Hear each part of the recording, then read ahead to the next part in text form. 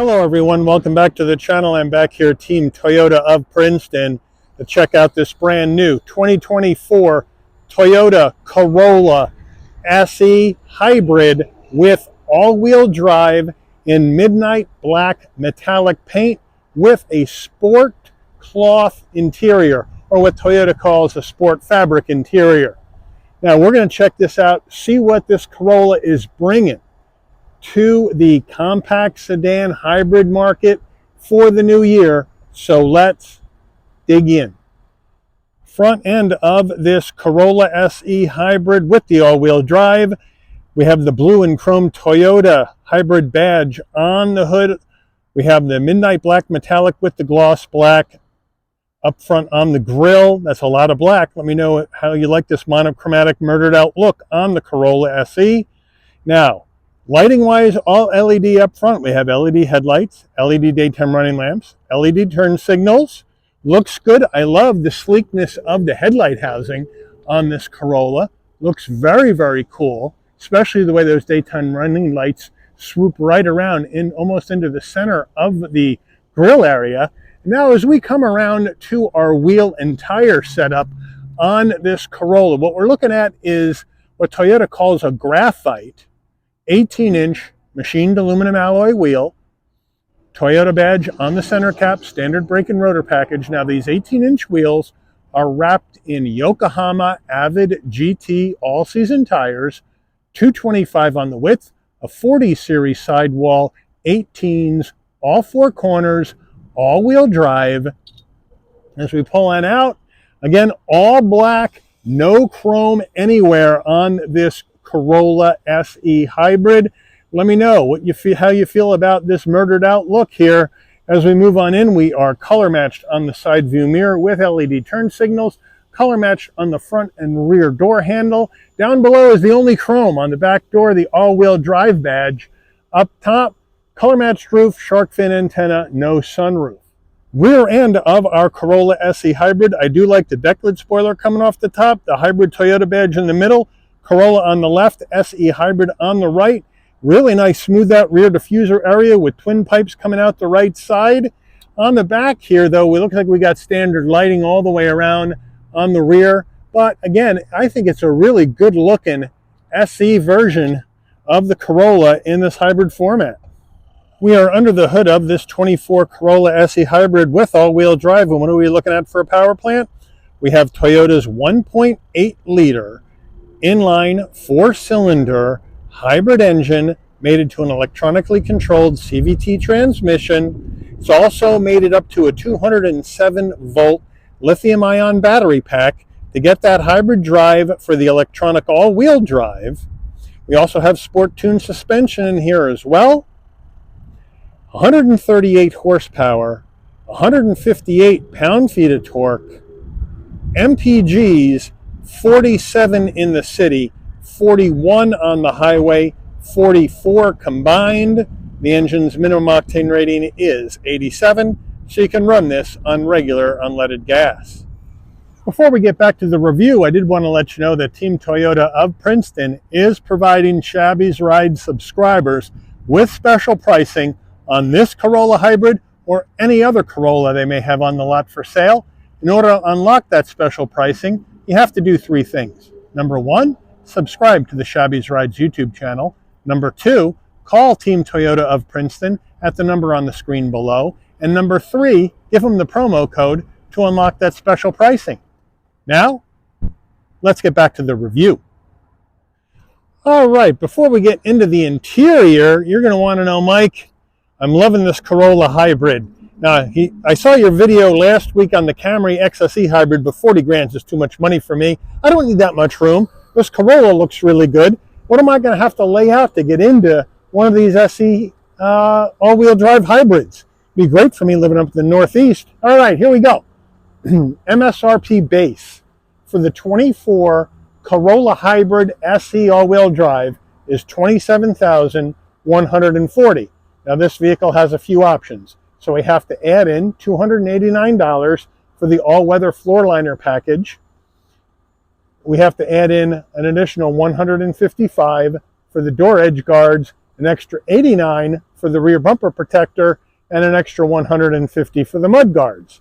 We then add in destination and delivery of $1,095 from Toyota's Aichi, Japan assembly plant, and we have a total vehicle MSRP from the factory of $28,918. Let's check out the interior. Starting with the footbox, a nice large dead pedal brake and accelerator. Floor mats are in the trunk of the vehicle at this time. Seating wise, you have manual seats for both the driver and the front passenger. And here is the light gray sport fabric seats. Headrest, some stripes, some interior design, but for cloth seats, they look pretty good. All right, door panel, we kind of have a two-tone look, which I like. We have light gray up top with soft touch brushed aluminum on the door handle. Flat black on the switchgear, a nice soft door armrest. Looks good, looks simple, but simple can also be very nice and appealing to the eye as well. Pretty decent size door pocket for a compact sedan. Up top, soft touch, brushed aluminum into the heat and air vent. Some light gray soft touch, and then down below, nice large glove box. Now, infotainment screen, we got Toyota's 8-inch multimedia system. This is the new system.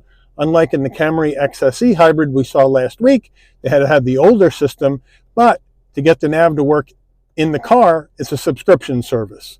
But with the wireless CarPlay Android Auto, you can just use the nav through your phone and you won't have to subscribe for the nav in the car. We also have an area where you can go ahead and get your music set up. We can enable the audio. We can go to our phone. We can Bluetooth the phone. We can go to our vehicle settings. We can check out our trip information, our energy flow. Since this is a hybrid, we can check that out there. We can go to our vehicle alerts if there are any. We can go to our other settings, set up our driver profiles, Wi-Fi hotspot, all that jazz is in here. It's simple, it's easy, it's a touch screen, and it works. We go to reverse. We have a nice large backup camera, no trajectory. I'd like to see some trajectory on this, but it does take up the whole screen, so that's a good deal. And then we're back to the beginning. Down further, 2 heat air vents, 4-way hazards, single zone climate control, which is fine in a smaller vehicle.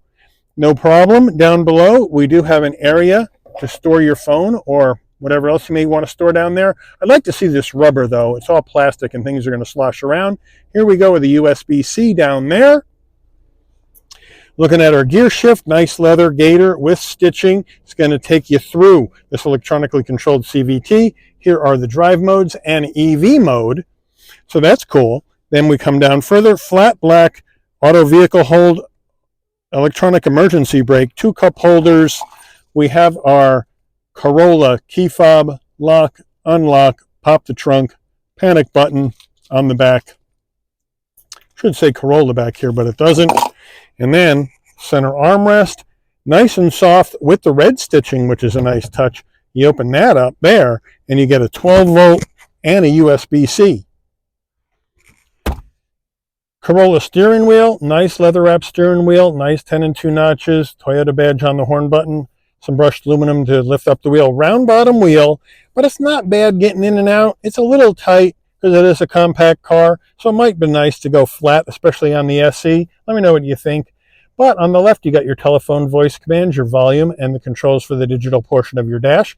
Then on the right side, you got your cruise control, infotainment system modes, seek for music, safety suite controls. Stalks on the left, you got your headlight controls. On the right, windshield wiper controls. Down below here, bright and dim the dash. Adaptive high beams on off, traction control off. Then we have a manual tilting and telescoping wheel. So Toyota has you covered there. And then you have your analog digital dash, right? Analog gauges for your speedometer, tachometer, fuel level, coolant temperature. And then you have a small setup in the middle where you can bring up other information that you may want to see. And each one of these has submenus that you can go through as well. So you'll know exactly what's going on in the car as you drive down the road. Our drive modes, we'll take a look at those next. We have sport, and you get a little red. You have normal, and then you have eco. And I have a feeling most people will want to max out those MPGs, probably go eco, so that's where we'll leave it for the drive today.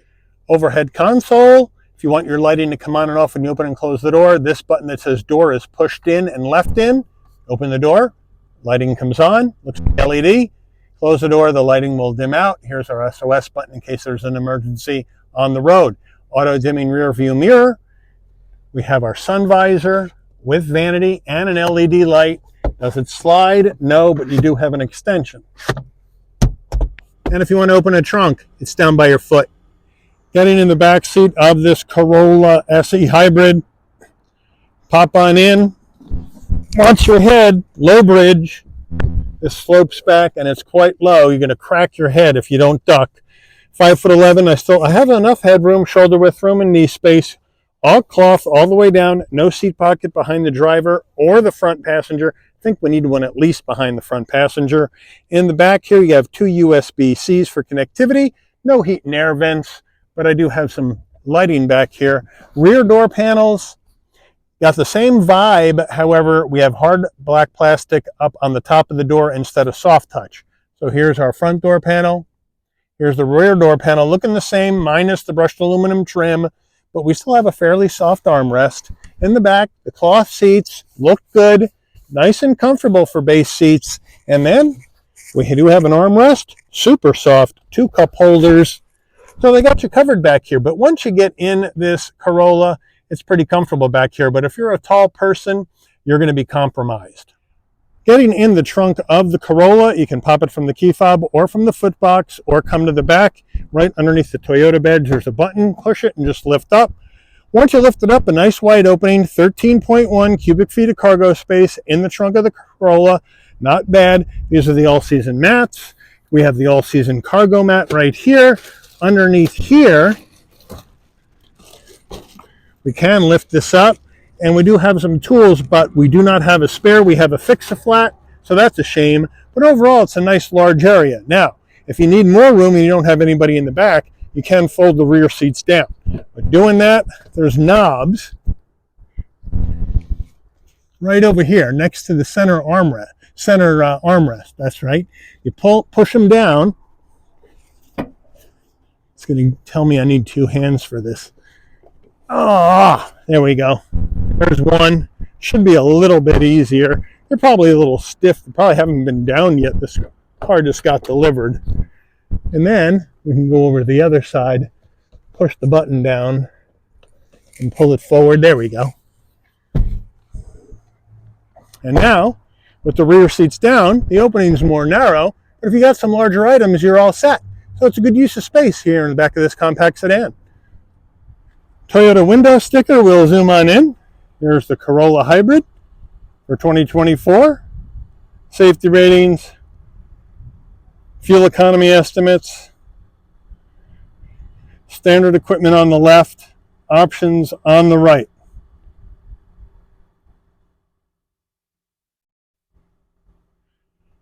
Total vehicle MSRP. Let's take this baby out for a spin.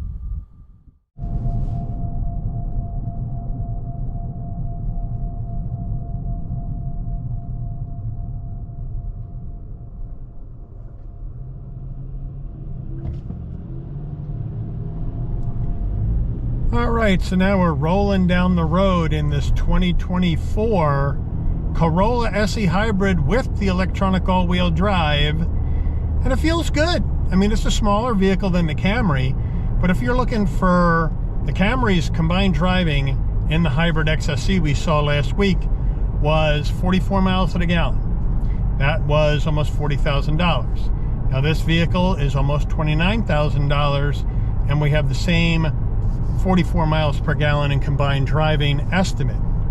So if you can go with a smaller car, if you want to maximize those MPGs, you're going to save yourself a lot of money by going with a Corolla Hybrid. Now the sedan here isn't the most desirable Corolla body style. A lot of people are looking for the hatchback hybrid. Can't find those anywhere around me. And once the dealer gets one in, it's sold within hours. Everybody seems to really salivate over that hatchback Corolla look. But the sedans are more plentiful if you don't care about whether it's a hatch or a sedan. But this is a murdered out version in the midnight black metallic. Let me know how you feel about having a Corolla murdered out. This is all black, going to get dirty in the winter. But what I do like is we have the newer Toyota infotainment system with wireless CarPlay and Android Auto. So that's a good deal. And we do have USB-A, USB-C connectivity in this car, up front and out back, which is a good deal. But we don't have heated seats, we don't have a heated steering wheel, we don't have a wireless charging pad. So let me know if you think that's a problem in this vehicle. Personally, at under 30,000, I really can't criticize that, because a lot of the competition underneath 30,000 doesn't have heated seats or heated steering wheel or wireless charging in this class in a hybrid format.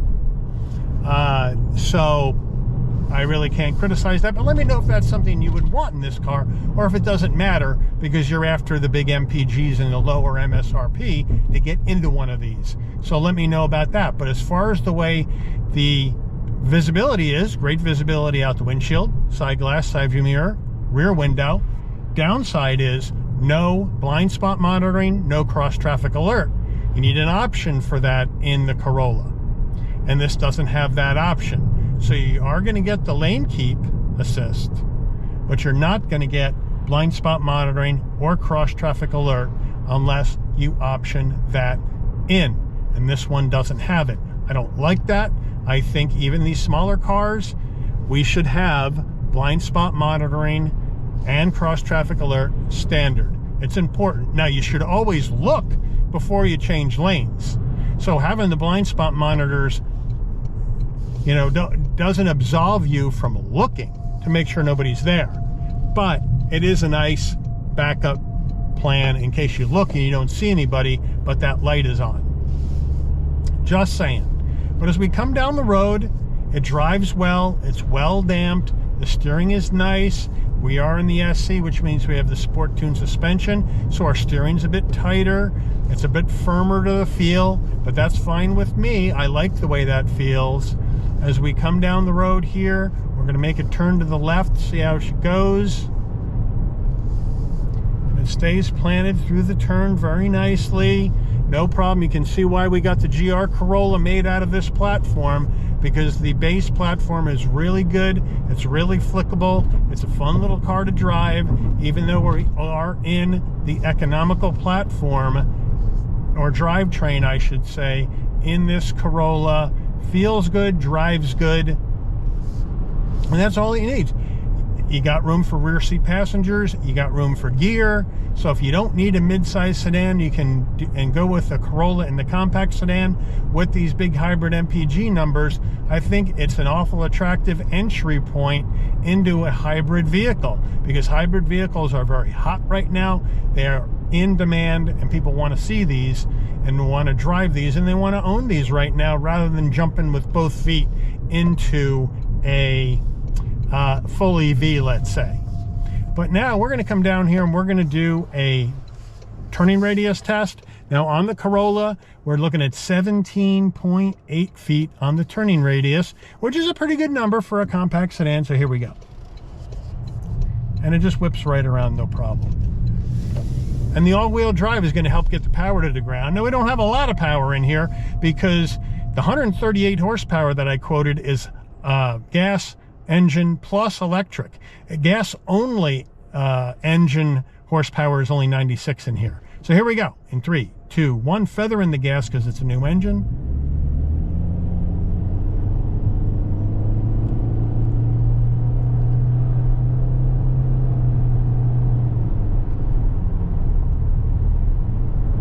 Now we're down the road and up to speed, and it's more than enough to get this little vehicle up and going down the road. You're easy on the throttle, easy on the gas, and you're going to get some really good MPGs out of this Corolla, especially around town where you're going to be right now at 47, but if you drive conservatively, you could get more than that. Of course, if you want to hoon it around, you're going to get worse. So it all depends on how you drive, and it also depends on the weather and the terrain you're driving on, these gas mileage estimates. But it's big MPG action here. And then we take a turn back to the right, holds the line very, very well.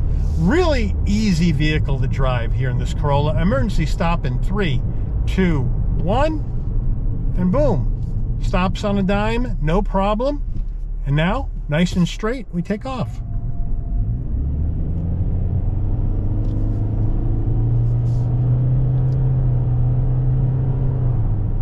And down the road we go, piece of cake. So let me know, is this Corolla hybrid with the SE trim the way you would rock? Are you looking for that hybrid with big MPGs, and is the Corolla the one for you?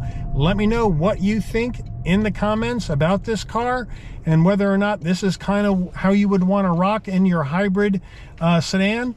Or are you going to go somewhere else with your hard-earned money? Let me know that in the comments as well. But I do want to thank Team Toyota of Princeton for allowing the channel access to this 2024 Toyota Corolla SE Hybrid with all-wheel drive for review today. I'd like to thank all of you for watching. If you enjoyed this video, please consider giving it a like. Please also consider subscribing and turn on that notification bell so you'll never miss another Shabby's Rides video. And I'll see all of you on the rebound. Take care, everyone.